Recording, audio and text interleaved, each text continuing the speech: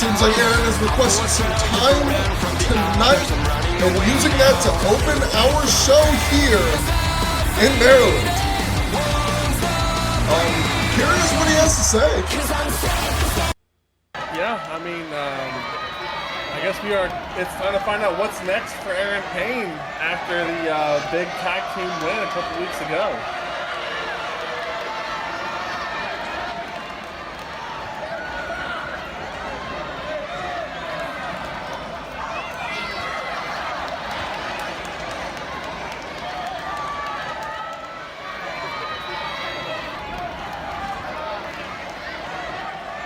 Let them know! He doesn't even work here! That's my guy! He gets it! He knows ball. Shocker, Aaron Payne knows ball. Let's fucking go.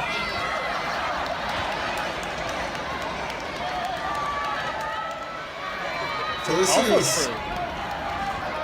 I mean, this is interesting because Johnny King answered kind of, I wouldn't say an open challenge. I mean, I'm sure that it still had to be approved by Hera, but he answered Ryan's challenge, and Ryan said, bring it on.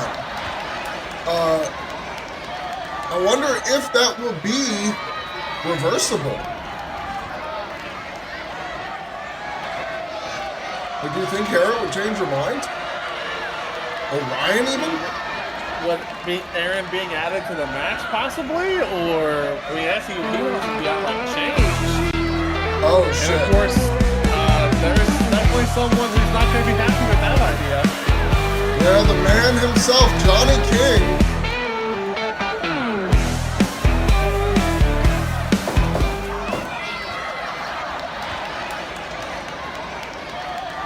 I think we're past the point of calling Aaron a wannabe superstar. Maybe, yeah. It feels like a little childish at this point. He's proven himself pretty well, I think.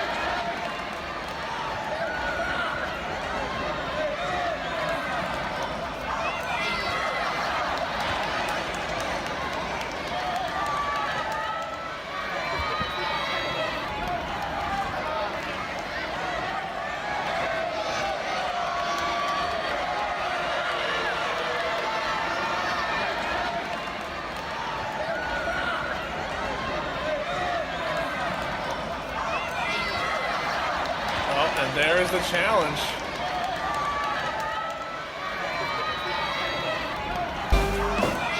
Let's do it. Huh? Oh, okay. Ryan has come on the big screen here. And he's telling Aaron no, it seems. Yeah, that's interesting. Or maybe not.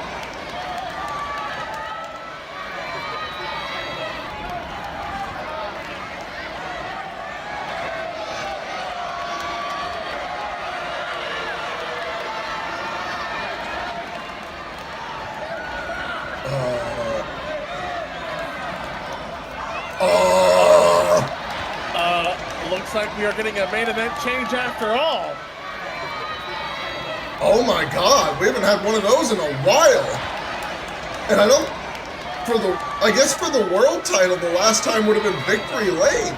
Usually it's the national title on the line in that kind of match.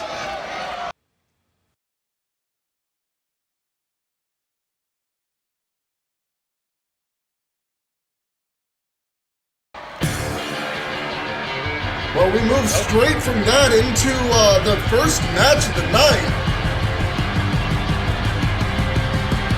Well, you know, last time we had a triple threat elimination match, the World Heavyweight Championship, the invader from outside the company was able to get the belt. So, I hope that Ryan Richardson knows what he's doing here. Not that I'm against Aaron Payne getting a title shot in any way, shape, or form, but there is that added risk, and history, especially in professional wrestling, does tend to repeat itself. Well, one thing you have to remember is that the reason that that happened is because Chikara, the other SOW member in that triple threat, eliminated the champion. Now, of course, it's pretty hard to argue that Nagatomi probably would have eventually won that match anyways, given how all his later matches would go down. Definitely, but now this is a big match here for these two guys. High Gear winner STL getting a chance to pick up a win over Tony Lee, who's looking to ascend in his own way. Tony has been in a good way lately with his performances. Ever since coming back, he's been kind of, I mean, it's been pretty impressive watching him dominate against his opponents. We'll have to see if that can keep up here against Francis Tucker Lawson.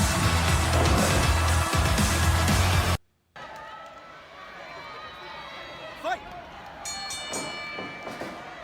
Both men taking a moment to, I was going to say stretch, but A couple of moments there from High Gear winner FTL. FTL doing a bit more than stretching as well. Tony Lee with a chin lock into a headlock, transitions into an arm lock as FTL is trying to slip his way free. FTL goes for a chop to knock Tony away. Nice block there, sends Tony into the corner. Tony with a good reversal, slipping behind FTL, sends him back to the ropes. Headbutt knocks him down.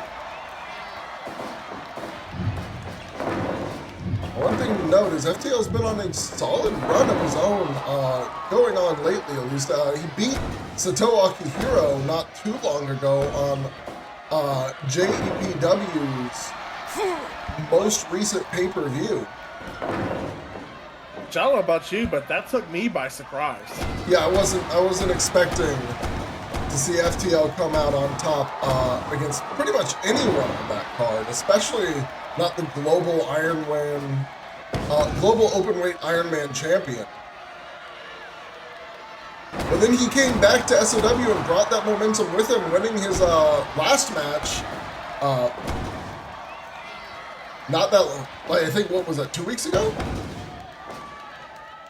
Dude, my sense of time is so screwed up. It's definitely fairly recently, but... Yeah, I'll have to pull up the records and get that full list. I do not have the memory of an elephant and a goldfish at the same time like other commentators. I mean, someone to say things that are openly wrong and not get corrected. I prefer not to, yeah. But for the time being, FTL looking pretty strong in this match. Nice block there from Tony now. I mean, the thing is, this entire time, like, FTL's talented. He's just a prick. That's what's holding him back. It's his attitude. You can say that about a few people in this company. I mean, you definitely could. I mean, don't get me wrong, but... I mean, him in particular, I mean, look, he goes to JPW. They're not exactly known for their promo TV time. He just has to wrestle a match, and he wins a big match. Yeah, I mean, you know, you got a fair point there.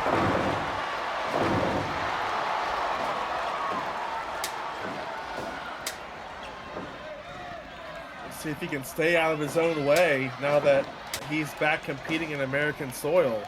Unfortunately, I'm not holding my breath. And I do have those records up. It was, in fact, 2 weeks ago where he beat ZC Woods. Okay, that's a big win. Yeah, exactly. So, you know, that's the kind of energy he needs to bring here to this match against Tony Lee. He wants to keep his momentum going. Keep getting these nice big matches here on Ignition. We only have generally 5 match slots for these shows, so it's a pretty big privilege to be able to get in one on any particular week. For sure. And you see Tony keeping himself warmed up, keeping himself loose,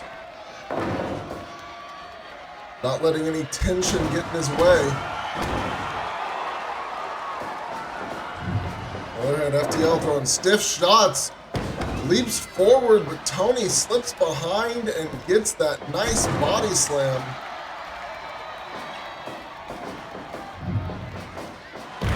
Ooh, but a power slam from FTL. Tony right back up. That FTL working that arm. We know he likes to go for that Fujiwara armbar. Nice dropkick there. Tony with another body slam, still loosening up. Making sure that he stays on his toes at all times. But once again, FTL responding with a shot. Power bombing. Ooh, strike to the chin with that elbow. Keep in mind, Tony keeps those elbow pads on, not because he's trying to protect his elbows, but it's regulation. He's required to wear them because he's got a couple registrations.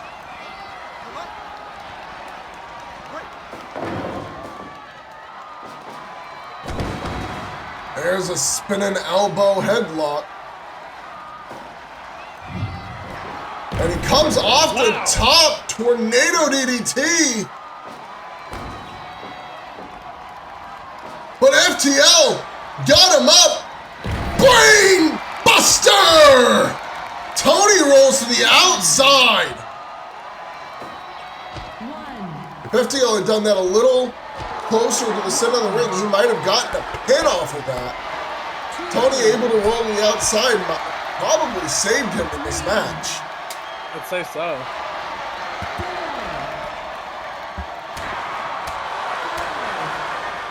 Now they're crawling on the outside here.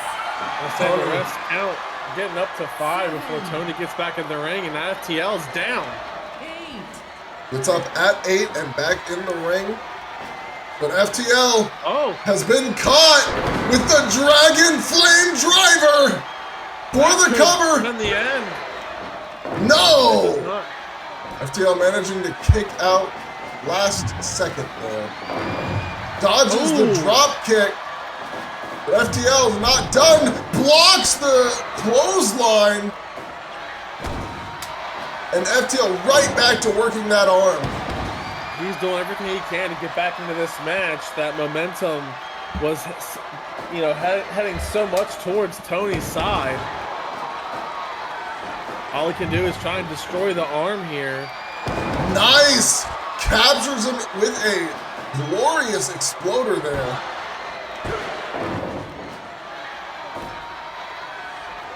Kick out at 2. Tony set up. In the corner, coming over. Face buster.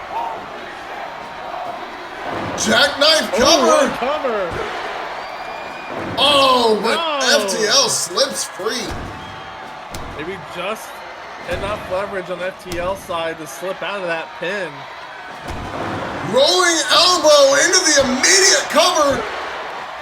And that one puts it away. Like I said, he keeps those elbow pads on a reason. It is for his opponent's protection. Those elbow strikes from Tony Lee, always vicious.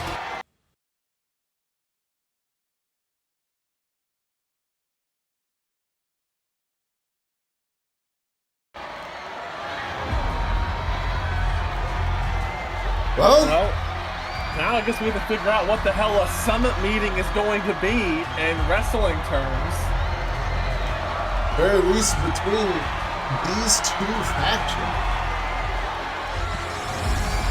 Kastor has called out the Till Thy Kingdom Come. They're all in casual clothes. Kastor in a suit, not really casual, but it's about as casual as he gets. I was gonna say for him that is casual.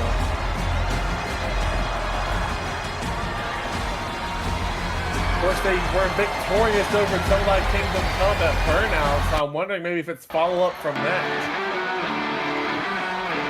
Yeah, I would imagine so, but it sounds like, despite the loss, Till Thy Kingdom Come must be in high spirits because this is a new theme. I was gonna say, what is this song?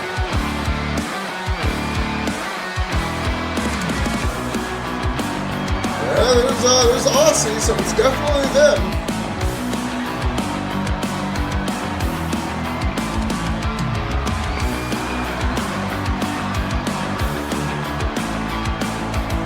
Waiting on the leader of the group himself. Here he comes.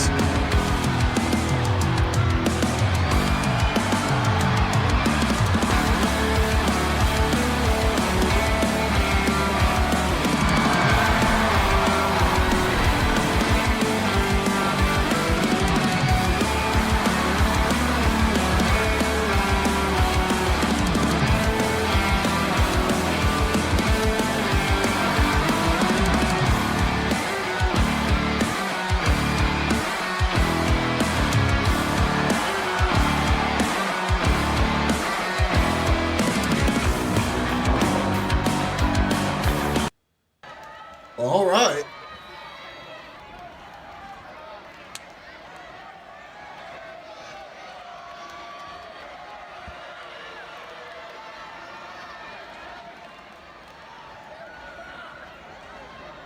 A little bit of praise, I suppose, from Kastor there, possibly maybe backhanded.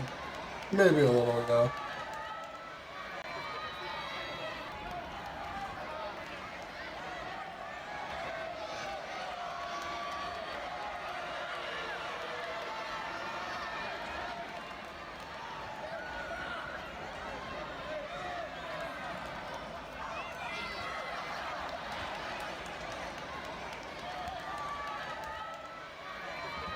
As always, very confident is Kastor Lipton. I was gonna say, I don't know if I necessarily disagree. I mean, the Honored Empire were my picks to win that match, but yeah, so it's hard to bet against them, even if the records overall, the history isn't super solid. It's still Kastor, you know. Betting against Kastor is usually not a winning bet. right. I'll ask most of the national title division how that went for them. Or most of the Emerald League of the Grand Prix. Only lost to 2 men in the whole thing. And they were in the semifinals. One of them won it. Oh. That's a big ask. This isn't a group that was born in SOW. This is a group that was born in JPW. Their bonds aren't loose or, you know, fresh.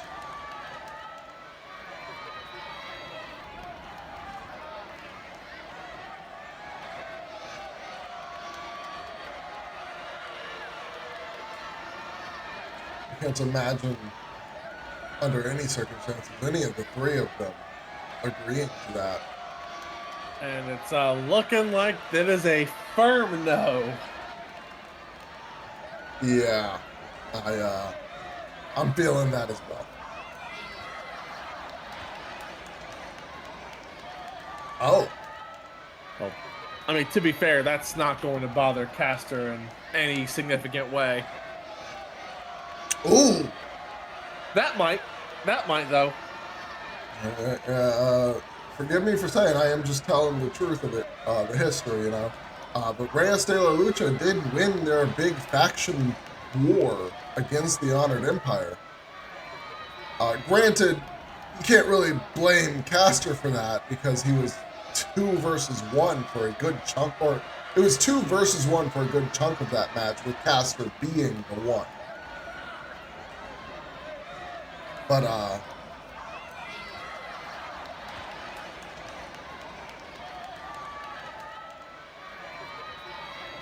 this is sounding like a lot of risky goading for a bunch of men who are not dressed for a fight. Yeah. You know, Harris probably back there with one eyebrow raised right now.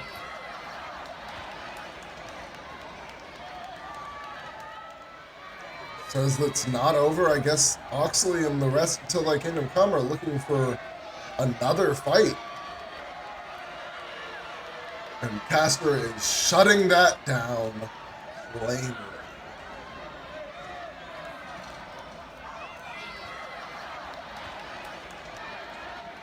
Uh-oh. And Kastor gave the order, and the brawl is underway, and I foresee discipline coming for these 6 men. I mean, I can't imagine that Hera will just move along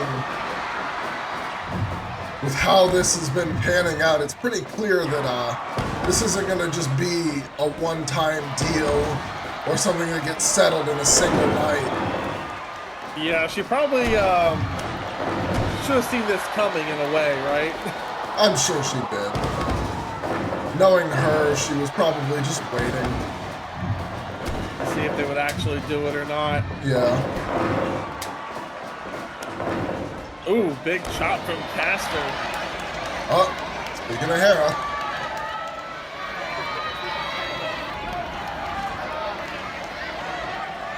Ooh. Oh! Well, I guess she's trying to send a message. Oh, she had plans for them. And now they're going home.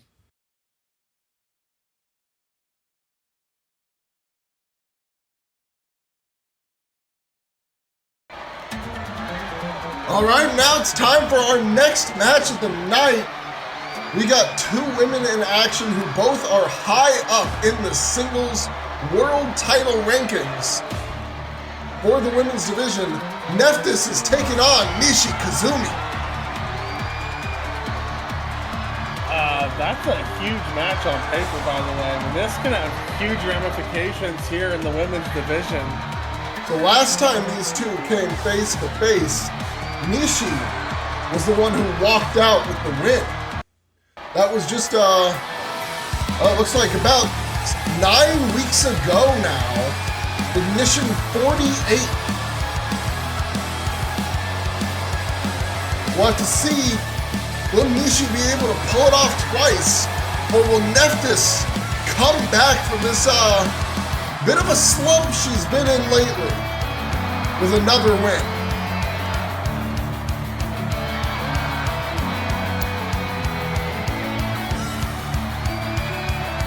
Well, for Nephthys, since that loss to Nishi, she has actually been unable to claim a win, having lost to Sarah Aris, KEIKO, and Bia Quinn following the loss to Nishi.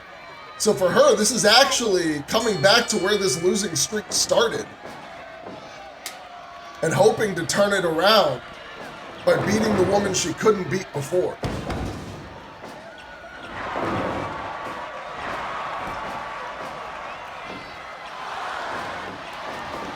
On the other side of things, for Nishi, she's had a few matches since facing off against Nephthys, including the Shining versus the Bangers match, where the Shining at Fuel Cell managed to come out with the win.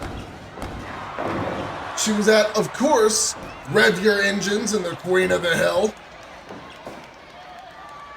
And just 4 weeks ago, took on Eve Moreau in a winning effort.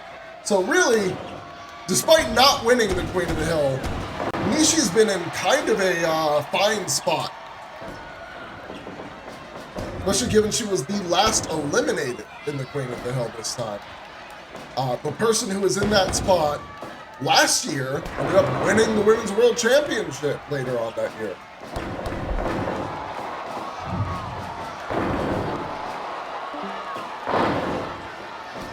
Since we're having some technical difficulties with my partner. So I will be here alone for the next short while. However, right now, Nishi and Nephthys going back and forth. Nephthys actually doing a pretty good job of fending Nishi's strikes off, but there Nishi goes with a beautiful drop kick and a strong shot to the jaw by Nishi Kazumi. However, Nephthys coming back with solid shotes to the stomach, trying to fight her way and stay in this match. Beautiful Northern Lights from Nephthys. And my mic is back on. I don't know, random technical difficulty there, but I'm still here. Yep. We are good to go. Hopefully that does not continue to occur, but as things stand, this match is going strong. Yeah, they switched out my headset with another one, so we should be good for the rest of the show. Good. Good to hear. What a strike exchange. You can almost feel the impact. That camera was shaking. Yeah, they were not holding back there. Stiff shots in the match tonight. Ooh! Big knees to the chin. 1, 2. But only gets a 2 off of it. Kicks out the legs from under Nephthys, pulling her away from the ropes, picks her back up, goes behind, and Nephthys slips back, goes for a German. Nishi rolls through, drop kick to the chest, and Nephthys back up first. You see, the German, though she rolled through it, did have an effect on Nishi.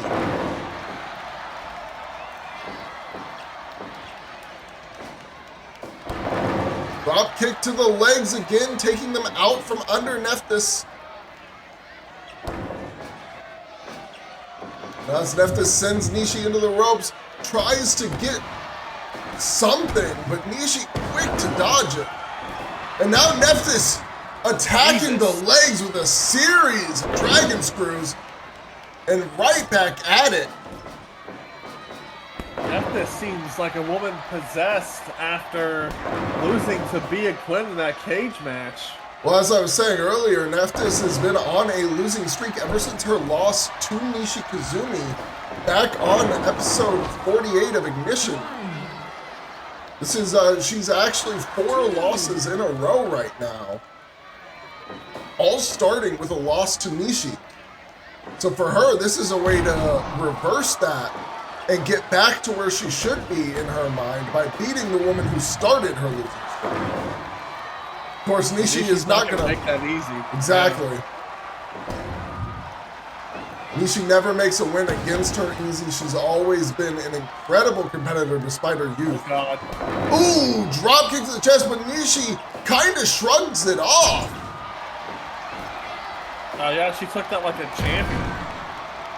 Hooks the legs, drops it into a brain buster. Now Nishi on the ground for a hot minute. Nearly gets the 3 off of that. If Nephthys had gotten up sooner, she might have actually got the pinfall. Off of that leg cross brain buster. Now it's Nishi with the leg lock.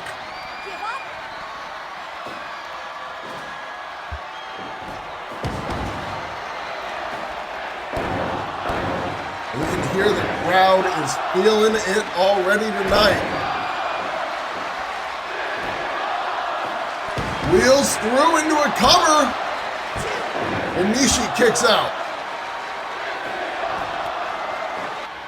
Oh. Whoa, again with the leg cross brainbuster. And now, she's locking the legs up. We know what this means. It's the Young Immortal! I'd be shocked if Nishi tapped out here and she is thrown towards the ropes and makes it. Yeah, I mean, that move has made some tap before, and there's been a lot of work on Nishi's legs, but she has fighting spirit like no other. As you can see, as these two wail against each other with these blows.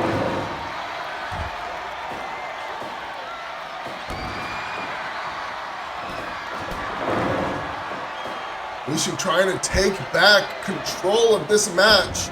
Gets sent to the corner by Nephthys. Body slams her out. Oh, but Nephthys catches her again.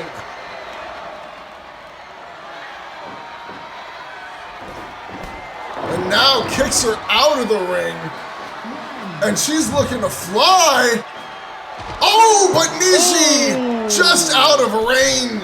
Nephthys did not calculate that correctly. That could have an adverse effect on the continuance of this match. 6.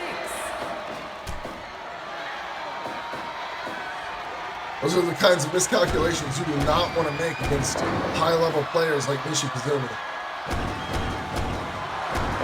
And she is not one to be afraid to punish you for them, as she is stalking her opponent. Polaris! For the cover, 1, 2. No, like strong kick out at 2. And now a super kick. She's calling Team the Nile. Goes for the cover herself. 1, 2, 3. Well then, I guess she did exactly what she needed to do.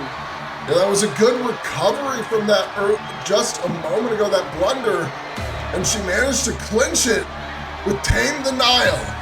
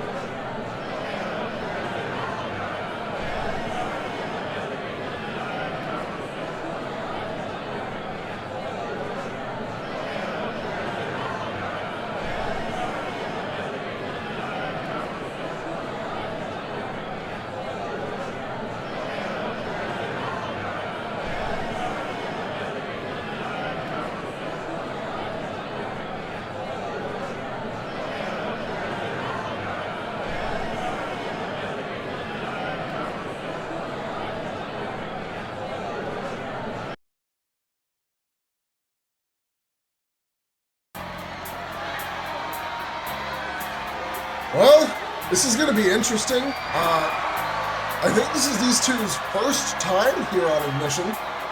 At least for sure their first time as a team here on Ignition. But I believe neither one of them has actually been on this show before. I think this is the first time that I'm getting to see them wrestle in person. It's Liam Wayne and Pierce Larson, who have they had a bit of a little feud against each other on High Gear, and then started teaming up after a single team up against Isaiah Royce and Quinn Cochran, one of whom we will see later tonight. But oh man, this isn't going to go Their well. opponents are, This isn't going to be an easy first match on Ignition for Liam Wayne and Pierce Larson.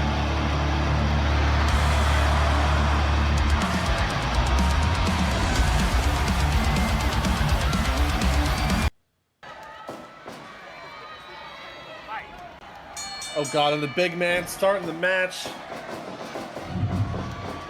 Ooh, goes for a spear right away, but Liam Wayne with the dodge. Like I was that master lock for a second? A little bit. Full Nelson for sure.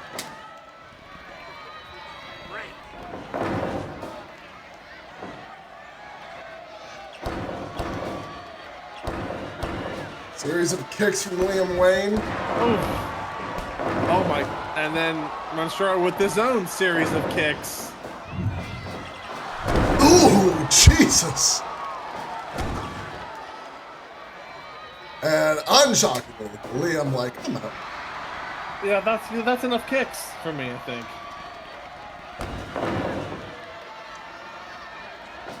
Pierce Larson, the larger of the two. Not the two in the ring, probably. The two on that side, in that corner. So far, it's not looking like it's mattering much. No, Monstro is the larger of everybody in this entire match, including Liam. Oh, kick out at 1 though. Yeah, it's you know, not in a weak spot at least. Yeah, when they first showed up, a single pin would probably have already cost them the match. Yeah, Improvement. the early days for the dojo talent on High Day, weren't the best showing.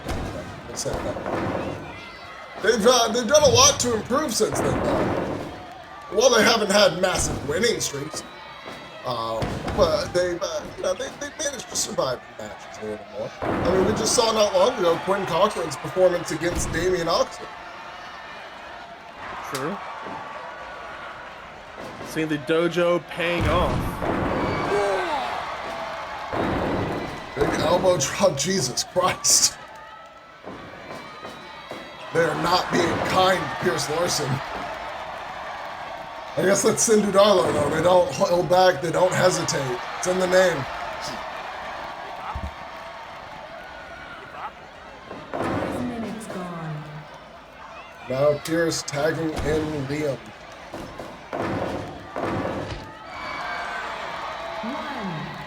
1. Neither dojo talent willing to go flying to the outside. Don't blame them for that. I'd be afraid of meeting Atomico outside as well. Or missing the dive. You know, they probably don't have that much experience with that sort of thing. That too. I mean, that would probably end the match. Not probably.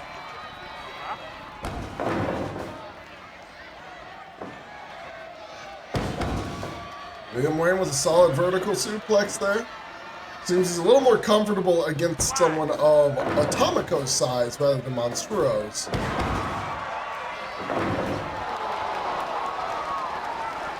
Not really a shocker there. No, neither. Liam's a relatively small man. I mean, he's actually a little shorter than Atomico, so. When you're in there against a 6'8" monster like Monstruo, and you're like 5'5", good luck. Huge senton covering a That's wire. just pulling off. Yeah, right? Atomico's like, yeah, you think you're safe over there with that. Let me go to the farther away corner just to hit you anyway.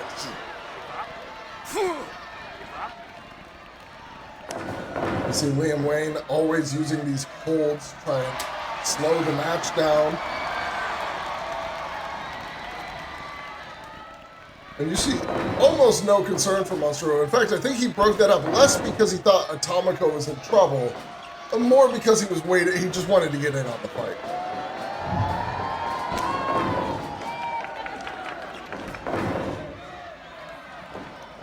For Sin Dudarlo, I'm sure this is an opportunity to explore the younger talent and see exactly what they're capable of, which is why you see them taking a, not necessarily lackadaisical, but you know, they're not going for their big moves. They're mostly just hitting strong strikes over and over. Yeah, I think if they wanted to win this match by now, they could, but what do they learn from that? What do they see from the younger talent from doing that? And really, what is the younger talent gain? You know, you gotta give them time to see what they can really pull out.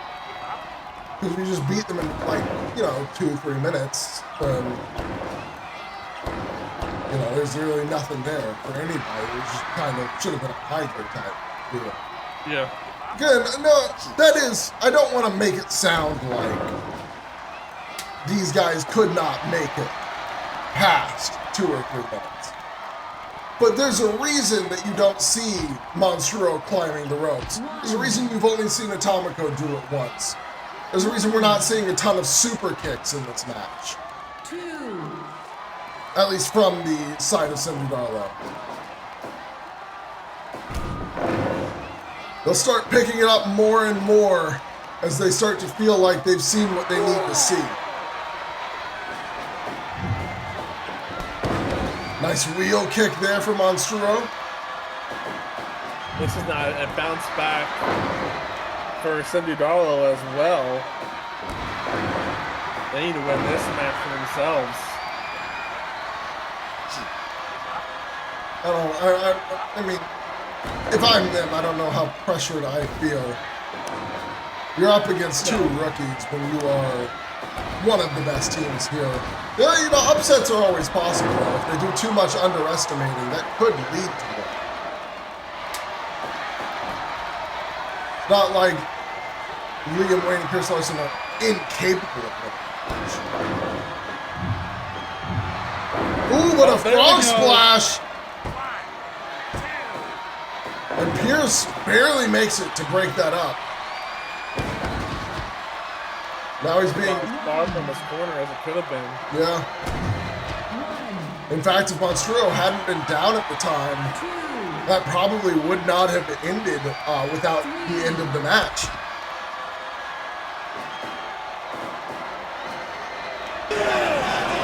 Liam Wayne sends Atomico into the ropes, but misjudges his speed.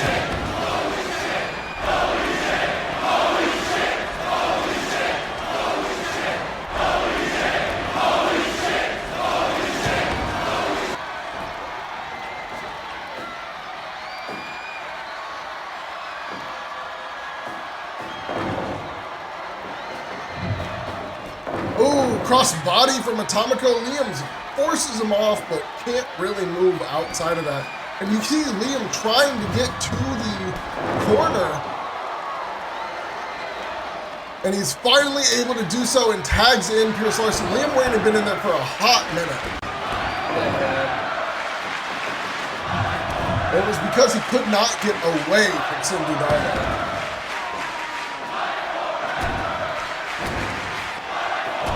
Now Pierce Larson, fresh man, back in the ring up against Atomico, and they are going back and forth with these blows. Pierce Larson actually able to come out on top. I will say something that I have heard from Hera in the back and Gian Carey as well. There are actually some high hopes for Pierce Larson during this time. I don't understand why. I mean, they've also invested a lot of time into him at this point, though, too. Yeah, it's they see him as a potential future of the business.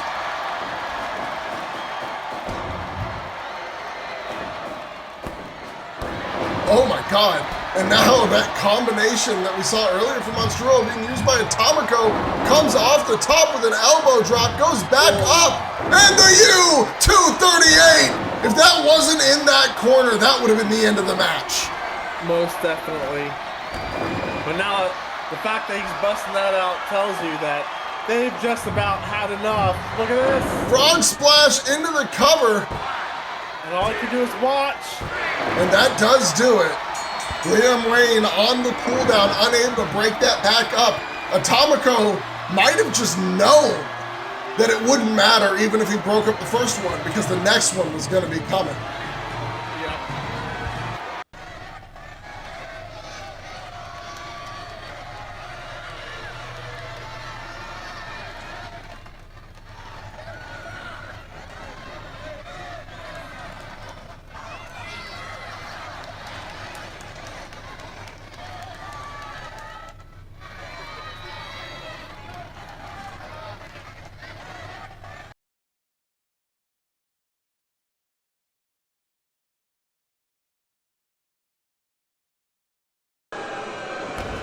Whoa, what?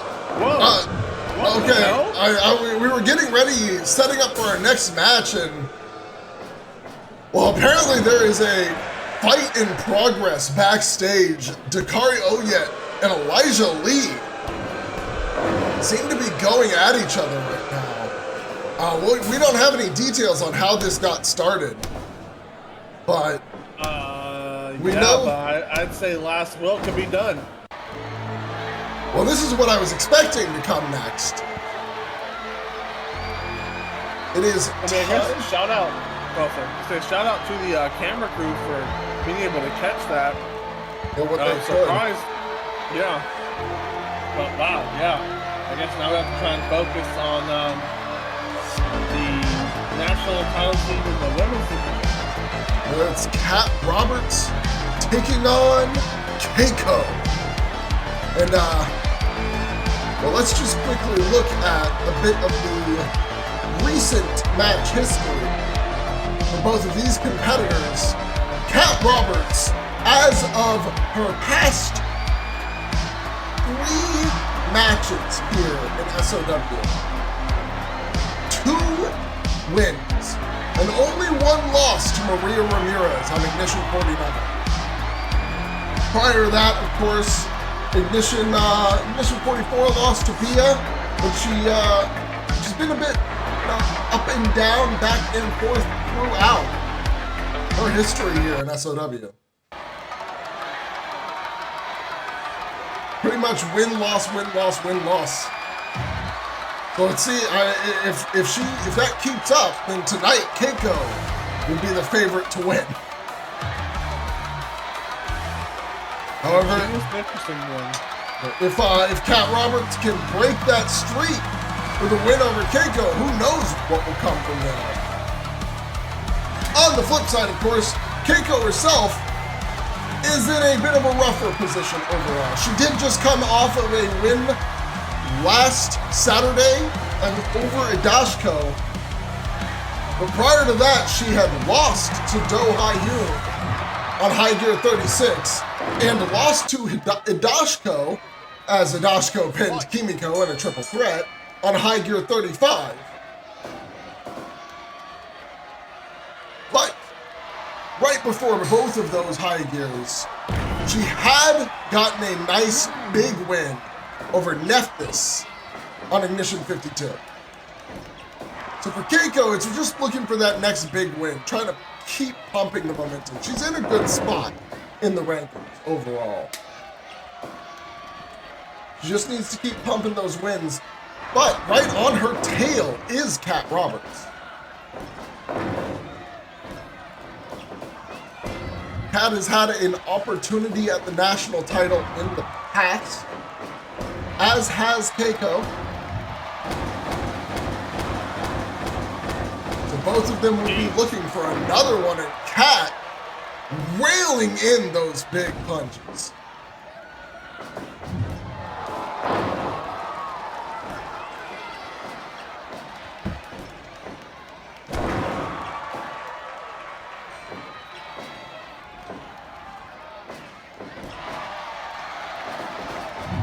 So what are you thinking for this? Well, I mean, like you said, if we kind of think about, win-loss, win-loss, win-loss, KEIKO should be the favorite here in this match, but I can't get a good read on her. Well, I've been really impressed with Kat Roberts. Kat Roberts has been very consistent using that old school style to great effect here in SOW. It's something that you don't see too often in wrestling, somebody who likes to stick to the classics, not doing too much, too flashy. I mean, even more rare when you see that in the women's division. Absolutely. She's got that old school mindset of a 70s wrestler in a company that's full of Joshi style wrestlers. It's white, I mean, as you see right there, that toss into a super kick, but Kat right back up and going for the punches again. Yeah, Kat Roberts, she's that type that can just do exactly what she needs to do in every scenario. Never pushing it beyond for anything's fancy or special, but always getting the most out of everything she does. You saw right there a nice arm salt style suplex.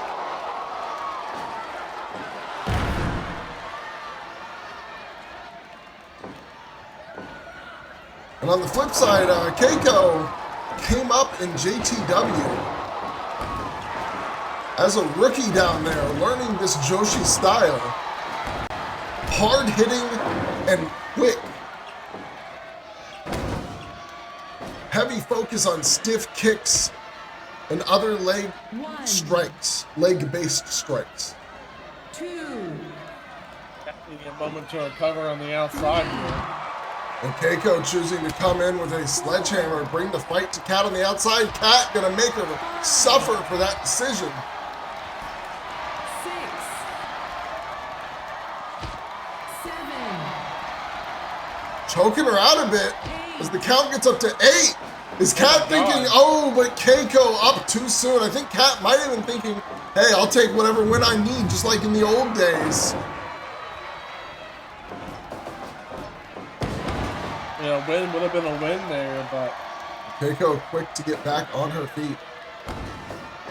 Wait a minute! Katana!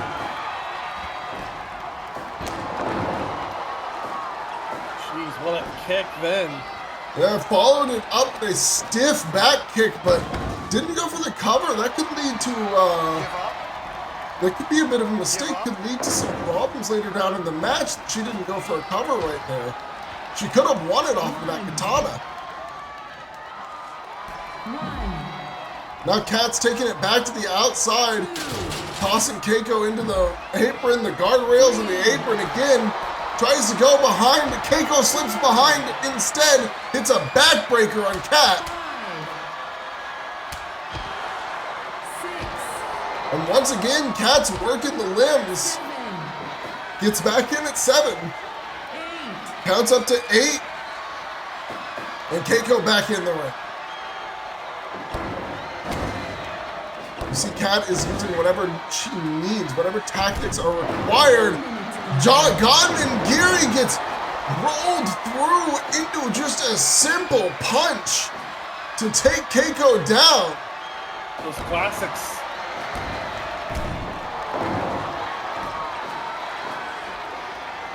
Kat Roberts like, you can keep all your fancy schmancy jumping kicks. I'm gonna just hit you in the schnoz. Spine buster sends her to the corner. She's looking to set her up top. Could we be seeing, oh my God, a belly to belly from the top rope. And a stiff lariat. Slips behind, KEIKO slips behind though right after. Kat Roberts probably was thinking backdrop to finish it, but KEIKO was on the counter and hits a superplex of her own. But she can't quite capitalize. She looks through here. Drops Kat on her face. What a tall drop kick. Caught her flush in the chin. Okada style. Nice step up enziguri there. The drop kicks, the enzigiris, the knees. KEIKO has it all. But it's not going to mean much if he's going to get caught by these big suplexes. Wait a minute! Katana! But she's down. Both women down. She's not going to capitalize. Is it too little, too late? She picks her up. I think she recognized that it took too long to get to the cover there. Chose to go. I think she was trying to go for more damage to finish it off. Another signature, another finisher. There we go. Backbreaker into a German suplex, but no. Kat Roberts still alive in this simple knee drop into the cover. It's a 2. Ooh, strike to the temple there. But Kat's back up again.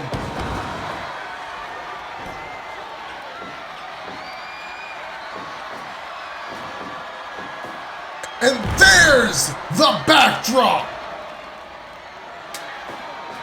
This time it's Kat who picks her opponent up. Kat who's looking for a little more. KEIKO gets her back up, drops her on her face. And she's going for some knees to the side. But Kat with a counter, a measure on that knee lift. Goes for the cover. Nearly got the 3.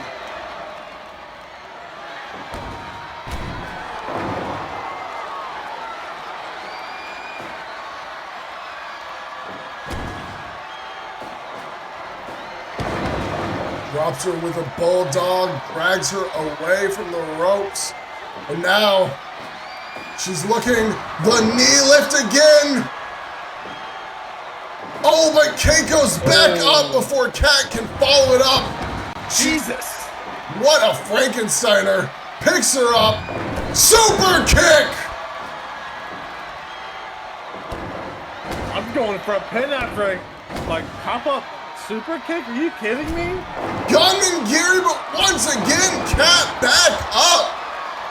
Kat has been resilient through this whole match.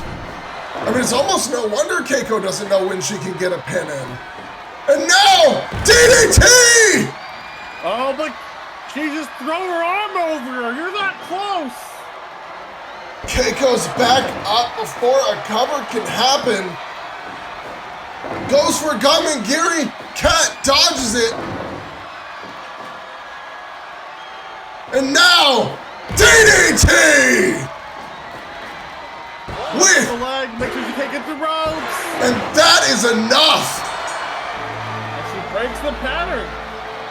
Kat Roberts now 2 in a row.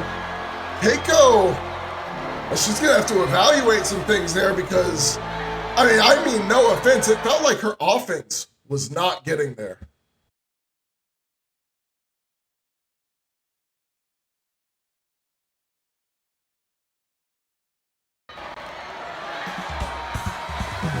Oh, it has been a while. I mean, I knew she was here and I knew she was coming out there. I think it's been so long since I've got to hear this beautiful music here on Ignition that I forgot what it felt like. And to see that SOW Women's World Championship that's around her waist that she has had for, God, what, 8 months now? 7 months, I think. Yeah, she won it. Yeah, she won it in February at Winter Drift. She's also yet to be looking up at the lights in all of 2025. Yeah, the closest she's come was a 20-minute time limit draw in an exhibition match that doesn't actually count on the records. So, nope. You know?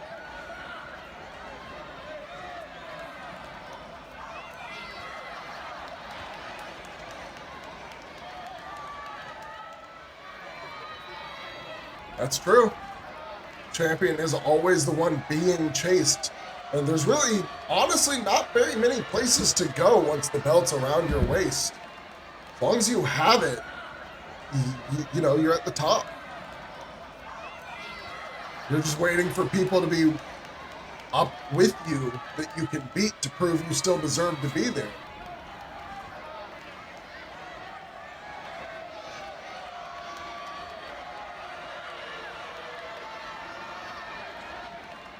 Well, it guarantees you dates on pay-per-views pretty much every single month. You don't get a lot of TV matches anymore. Nope, you sure don't. They can't risk you getting hurt.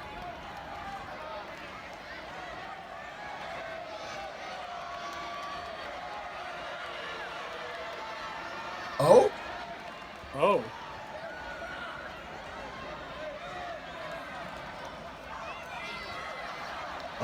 Let me just take a quick peek at the rankings to see who this might be.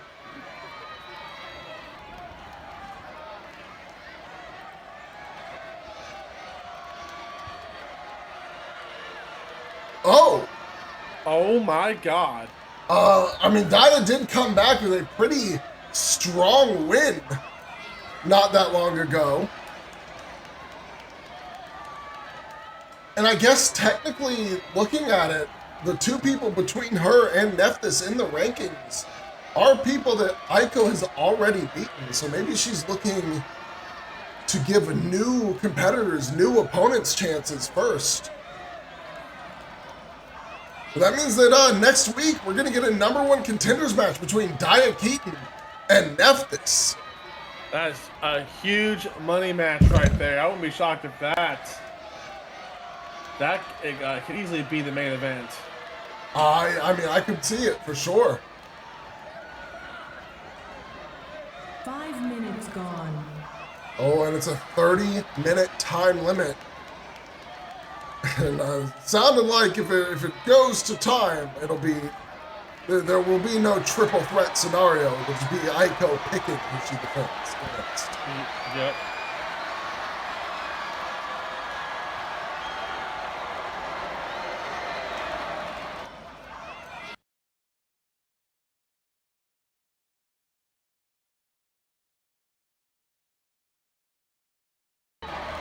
And now it is time for the 5th Jump Start Elimination. And wait a minute, no way.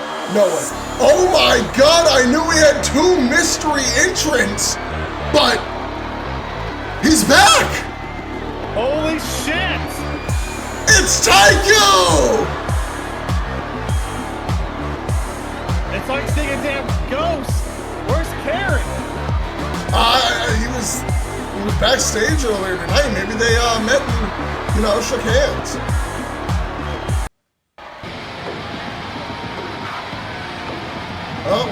So that, we didn't get much time to be excited there. Following KEIKO, of course, ZC Woods also in this match, but KEIKO, I know it's coming up on Pro Gate season. That's all this really is. But man, does it feel good to have him back, and back in the match type that he really showed out in last time he was here.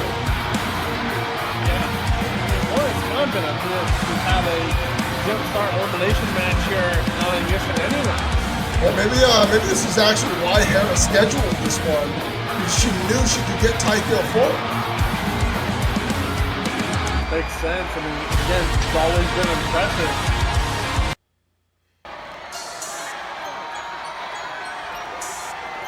But can you talk about impressiveness and Jump Start Elimination in the same sentence without mentioning this man right here? And a man who's not only won one of these, won the last one in fact, but currently holds the record for most eliminations in the Jump Start match.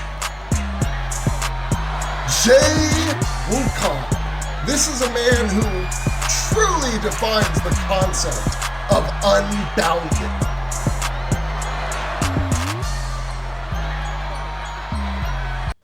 Who else is joining? Well, there is, of course, Quinn Cochran. Representing the DOJO. We've got a lot of the DOJO on the show tonight. This man had a very good showing against Damian Oxley not too long ago. Did not end in a win, but he's been impressive. Oh, and then of course there's representing the Paradise, the masked man known as Beelzebub. I guess he had no matches to interfere in since Aaron wasn't wrestling tonight. Yeah, he's in the Jump Start Elimination, which is very odd given that the winner of this match, the prize for winning this, is actually a shot at the national championship on Overclock this Sunday. So it's interesting to see a member of the Paradise entering this match. There's only a weird group. They are. There's only one person left. You got it. Hit it. It's another representative from JPW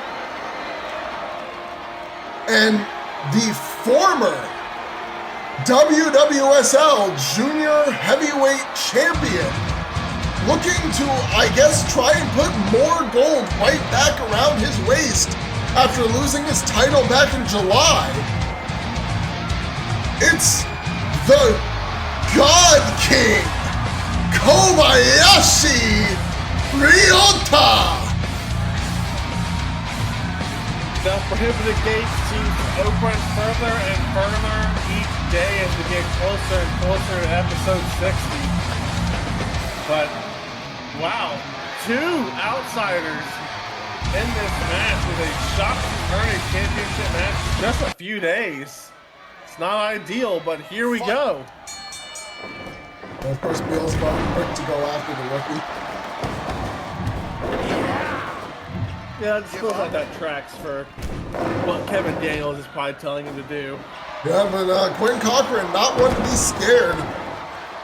Bulldozes Beelzebub out of the ring.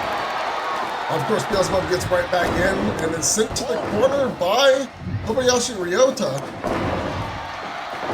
Hits a drop kick to Beelzebub, sending him right into ZC Woods' grip. And Woods just slamming Beelzebub onto the mat.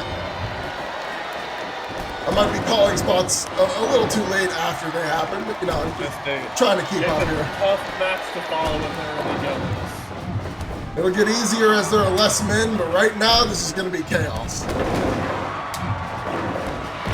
Double super kick there.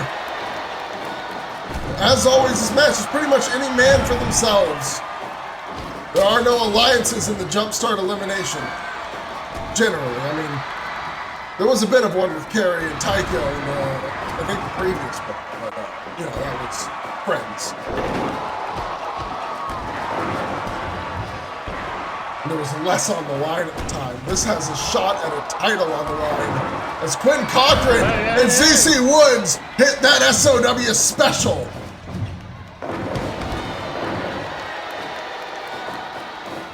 Teaching them the right stuff down there in the dojo, damn it. Absolutely.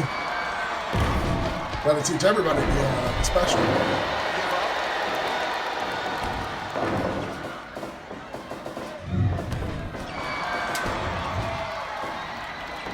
Now, with the guaranteed championship match for the winner, they still get the point bonuses for their eliminations here? Yep, still a jump start at the end of the day. However, it will be, if you don't get, you know, the win in that title match, the point bonus really just kind of, I guess, buffers the reduction. Yeah. Also, oh my god, back-to-back SOW specials! Beelzebub is not having a good day right now. He's taken 3 by my count so far. Yeah, they are aiming at the paradise pretty heavily here. 5 minutes gone. He might have needed somebody to come into this match with him, like a Death Panther. I mean, I know Death Panther has a belt around his waist, but Beelzebub's kind of looking like he's in trouble by himself. ZC Woods has Taiko set up top. Taiko showing no concern. Just elbows him off.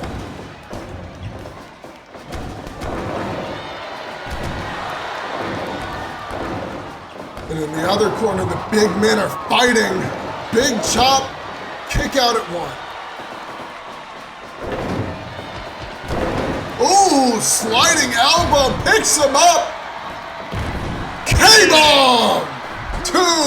Giant the swinging! And that is it for Quinn Cochran, taken out by a K-bomb from Jay Wukong. Give up. That really solidifies Jay Wukong's lead on the most eliminations. Yeah, I mean, who else was in the running with it? It was him and Chikara and Taiko. okay, Chikara, Give up. not in this match. Of course, he is desperately trying to reunite the live stream for some reason. Yeah, we didn't really talk about that, did we? No, we did not. We did not. But I mean, we normally kind of ignore Chikara anyway, which is what Seiji seems like he's trying to do. But Chikara is being Chikara. Yeah, he's a little stubborn on that. A little stubborn on that front. Always has been, to be honest. Never seems to listen to Seiji. Ooh, huge choke out there.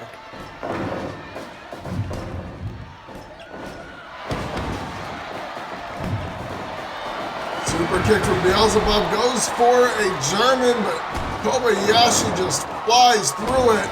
Moonsault into a cover, but the ref actually just turns away, turns his back to Beelzebub, and instead looks over to see if there's anything else going on in the ring. Noticed the abdominal stretch. Well, you know, Kevin Daniels is gonna complain about that. It was funny though. It was very funny. Giant the swinging! Oh, a God-forced DDT from Beelzebub to Kobayashi Ryota. There was nothing for the ref to ignore there, but he does. Kobayashi survives, gets the kick out, and big moonsault. Jay Wukon's in a bit of a trouble here. He's been taking a lot of damage. As Kobayashi Ryota feels like he's getting started.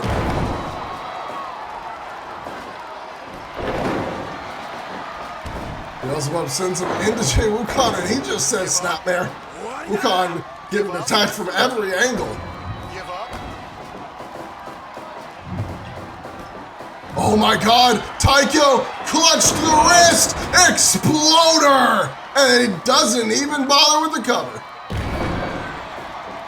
And he drops down ZC Woods on his head. As Jay Wukon nearly scores another elimination on Kobayashi Ryota, but Kobayashi manages to survive. Insane.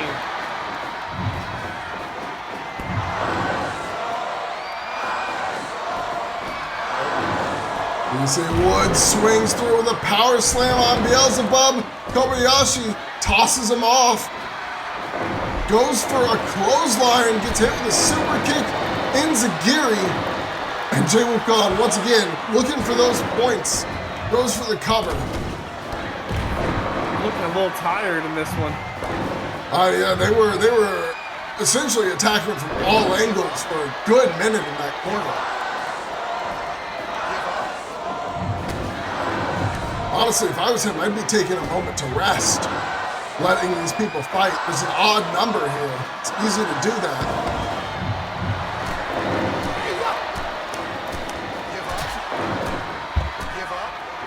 Strikes from Taikyo Ryu. Ooh, huge back fist as Taikyo on the other side. Massive delay on that vertical.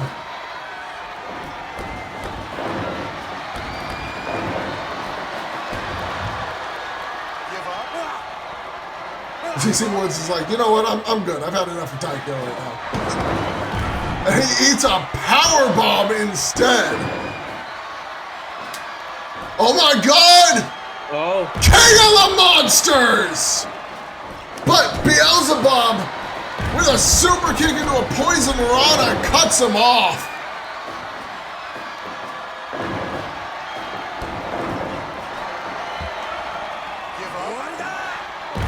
We haven't seen an elimination in a minute right now. Oh. As ZC Woods looking to eliminate Wukon, but Wukon kicks out. Now Taikyo's got that delayed vertical on Kobayashi Ryota. Oh, Jesus Christ. Massive headbutt there from ZC Woods. Give up. Give up. And another stiff back fist to Beelzebub.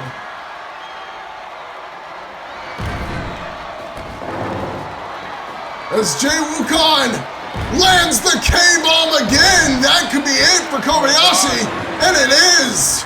Another elimination. That's 7 eliminations for Jay Wukon now in total across all the jump starts. Oh, atomic break!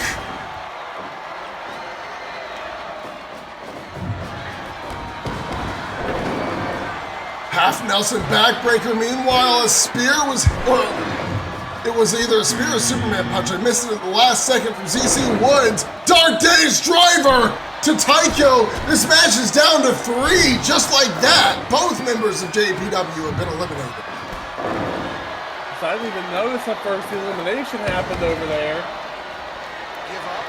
And right now, Give up. Beelzebub looking to choke out ZC Woods, but ZC throws him out of the ring instead. Jay Wukon just tossing Woods.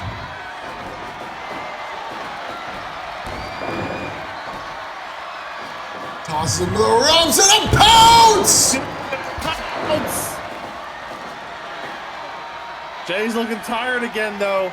He's done a lot of moves, pretty rapid fire. Now he's standing just barely out of the way because he can see that Woods had it lined up. And Woods waits for Jay to get in some damage on Beelzebub too. It goes for the pin. It feels like they're just trying to keep him out of their way right now while they go to town on each other. And Jay throws Woods out of the ring. Beelzebub with a stiff spinning back kick. And then a super kick into the cover, looking to take Jay Wukong out of this, but Jay kicks out. Oh, shoot! Oh. Yeah, the ref has called Jay, and oh my God, Beelzebub taps out. ZZ Woods wins the match. Let's get another shot at Byron. That'll be a huge main event for Overclock. Hopefully we'll have some news on Jay Wukong. Yeah, early next on week. Their way. Not where we want to end the show, but that is the end. Yeah, that is all we have for tonight. As always, I am your lead analyst, Devil D, here with my commentating partner, MD Punk. and we are signing off. We'll see you guys next week for Ignition 58.